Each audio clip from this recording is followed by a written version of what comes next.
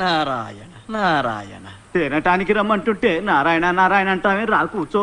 ఆ నామమే నాకు ఆహారం నాయన, మీరు కానివ్వండి. నారాయణ నారాయణ.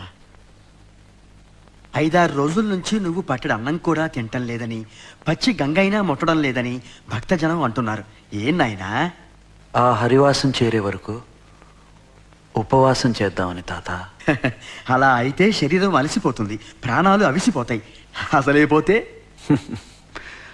ఆ స్వామి సేవ కోసం చేసే ఈ యాత్రలో అలసిపోయినా అసలు పోయినా పోయేదేముంది తాత? ఆత్మానందం కలిగించే మాట అన్నావు నాయన. ఎంత ఆనందింపజేసినందుకు. ఏందా ఇది తీసుకో.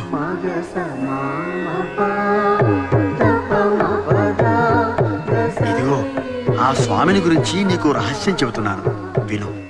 మద్భక్తాః ఎత్ర గాయంతి తత్ర తిష్టామి నారద. సాక్షాత్తు ఆ శ్రీ మహావిష్ణువు నారదునితో అన్న మాటలివి. నారదా, నేను వైకుంఠంలో ఉండను, యోగుల హృదయాల్లోనూ ఉండను. ఎక్కడ నా భక్తులు పాడుతుంటారో అక్కడ తిష్ట వేసుకొని కూర్చుంటాను అని. ఆ ప్రభువుకి గానం అంటే అంత ప్రాణం.